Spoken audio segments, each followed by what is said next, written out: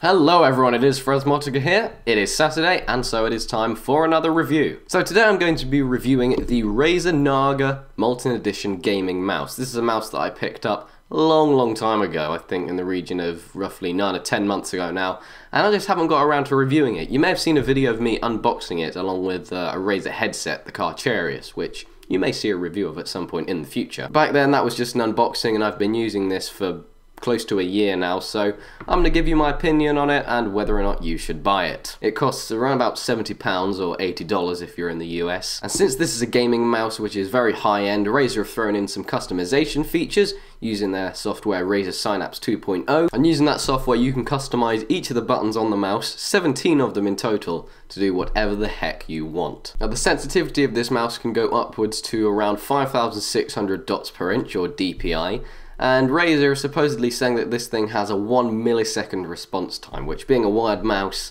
is plausible, but I'm not sure about the 1 millisecond part. But anyway, I've introduced it, so let's get straight to the review. Now since the Razer Naga Molten is a gaming mouse, it is ergonomically designed to the user's hand, which basically means that when you put your hand on the mouse, your hand will pretty much fit to the mouse's shape and design. Now you might not be able to see it too well, but on the right side of the mouse, my ring finger and my pinky finger both clutch the shape very well. This ergonomic design feature is very useful for reducing the risk of repetitive strain injuries, or RSIs, and also reducing the amount of pain that you have if you've been using it for a long period of time, which, come on guys, what are you doing? But one con of this design feature is the fact that the fingers clutching the shape of the mouse like they do here results in a lot of dirt and muck attaching itself to the mouse, since the fingers have been in contact with them the whole time that you've been using it. So over time, the right side of the mouse, and other sides of the mouse for that matter, might get a little bit dirty. It's a dirty mouse, that, you know. Now some other nuances that are in the mouse is the fact that the left and right click buttons are very slightly caved in, so that when you're resting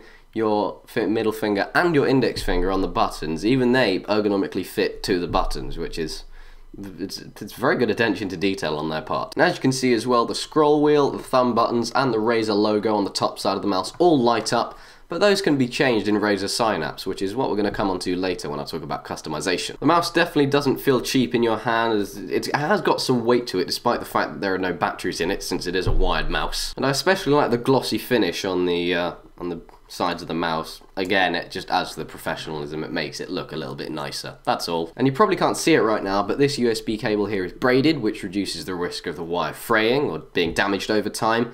And the USB connector is also gold plated, which means that it's just going to last longer. So, good job Razer, the build quality is very good. And now we move on to the features of the mouse, and oh my god, there are a lot of them. Now, this mouse has 17 buttons on it in total, if you're not counting being able to scroll up and down. So in actual fact, there are 19 different options for customization within the customization software Razer Synapse 2.0, which adds to how many features this thing already has. And I'm going to talk about the thumb buttons in particular. If you look at the thumb buttons right here, you probably can't see it on this video because I'm only recording this with a webcam, but they run through 1, 2, 3, 4, 5, 6, 7, 8, 9, 10, 11, and 12. They're numbered in this way because I guess Razer just wanted to number them that way, go figure. Now these thumb buttons can be used to replace the number pad on the right hand side of a full-size keyboard if you don't have one. Now when I'm using my Mac, this is very useful for me because if I bring up my Mac keyboard right here, as you can see on the right hand side of the keyboard, there's no number pad. I don't have a full-size keyboard. Those of you who don't know what I'm talking about when I say a number pad, take this Windows keyboard.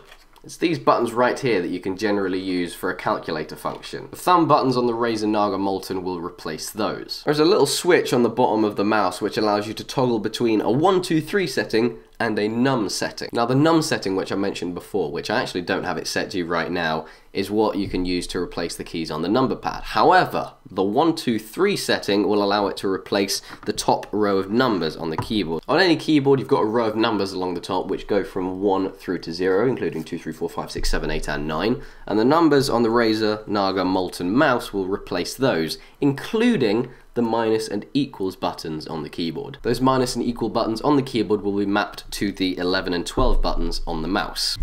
Now you can switch between these two modes on the fly whenever you're using the mouse. You don't need the customization software installed if you want to switch between the two modes. Now this 2 option feature is very handy for those who might not want to install the software and just want to be able to use those buttons for exactly those uses that I've showed you. For example, if you were to use the 1, 2, 3 mode and play a game like Minecraft, you could press the buttons 1 through 9 on the side of the mouse instead of having to press the numbers 1 through 9 on the top of the keyboard. It's just easier to get to. It's a lot more convenient. And then, of course, if you were to switch to the number function, what you could do then is if you're in the calculator app on Microsoft Windows, you could just use these numbers and then 11 and 12 to do basic calculator functions. It's a very, very handy switch right there. Now, if you're wondering how this thing tracks along a surface, it's got a horseshoe-shaped foot, which is made of Teflon. And as we all know, Teflon sticks to nothing. And on top of those thumb buttons on the side of the mouse, just to the left of the left click, you have 2 buttons for going backwards and forwards in a browser. Then there's the scroll button, click in, and there's also scrolling up and scrolling down. It's pretty simple. So in terms of features, yes, it's got more features than you'll probably ever need in your life. Ever. Thumbs up. And now we move on to customization, in which I'm going to talk about the customization software Razer Synapse 2.0.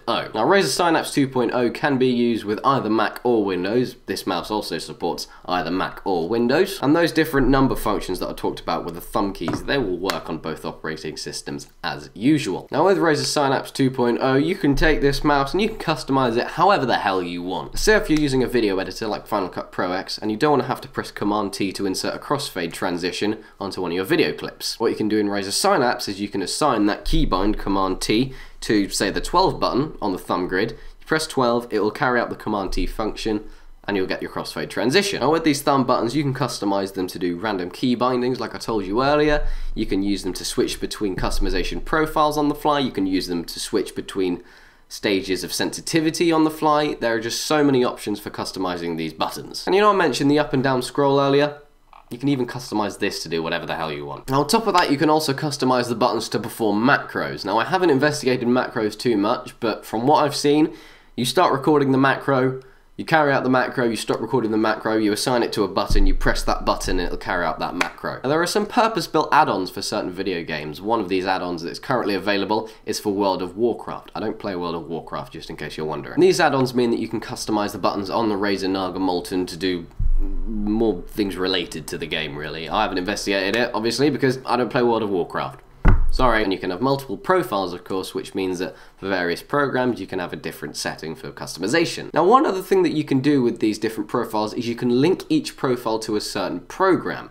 Now this is where some of the bugs for Razer Synapse come into play. I'm in a customization profile on Razer Synapse specifically for Final Cut Pro X because I want to use some of the functions in Final Cut Pro X with the buttons on the mouse. So what I do is I link the profile to the Final Cut Pro X app, I open up Final Cut Pro X, and it'll change it to that setting automatically. That's great if there weren't so many bugs. Now my default customization, which just means that the mouse will function as any other mouse would, sometimes comes into play whenever I'm not in Final Cut Pro X, and sometimes comes into play when I am in Final Cut Pro X, and whenever I switch out to a different application, it'll then switch to Final Cut Pro X, which I really don't understand. And sometimes those profile switching options just won't work as a whole, so fix it. Now one other thing you can change about the mouse in Razer Synapse is the lighting.